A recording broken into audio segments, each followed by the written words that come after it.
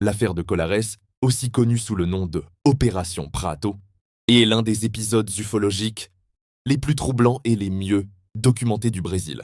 Elle se déroule principalement en 1977 sur l'île de Colares, dans l'état du Pará, au nord du pays, à l'embouchure de l'Amazone. À cette époque, Colares est une petite communauté, isolée vivant essentiellement de la pêche et de l'agriculture. La vie y est simple, rythmée par le fleuve, la mer et les traditions locales.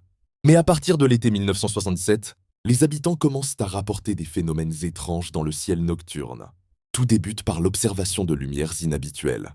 Les habitants décrivent des objets lumineux, souvent en forme de disques ou de cylindres, émettant des faisceaux de lumière très intenses, dirigés vers le sol.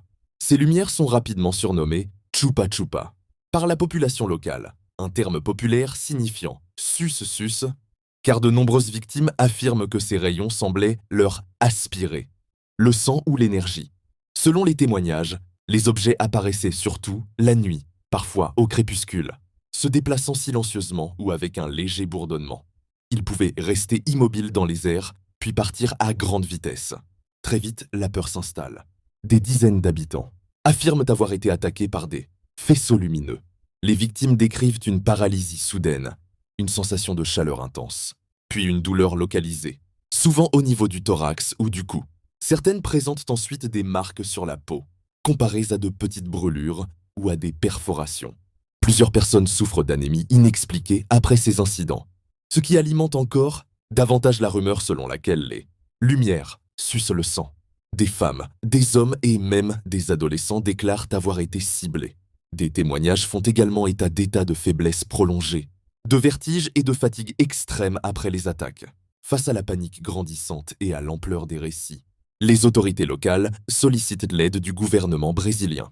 En septembre 1977, l'armée de l'air brésilienne lance une mission d'enquête officielle baptisée Opération Prato, Operação Prato em Português, sous la direction du capitaine Uirangé Holanda Lima. Une équipe de militaires est envoyée dans la région pour observer, documenter et analyser les phénomènes.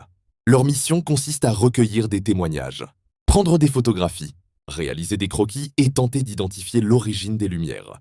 Durant plusieurs mois, les militaires sillonnent Colares et les villages voisins. Ils interrogent des dizaines de témoins et affirment eux-mêmes avoir observé des objets lumineux non identifiés. L'équipe produit un grand nombre de rapports, de dessins et de photographies montrant des lumières dans le ciel nocturne. Certains documents décrivent des objets circulaires émettant des faisceaux dirigés,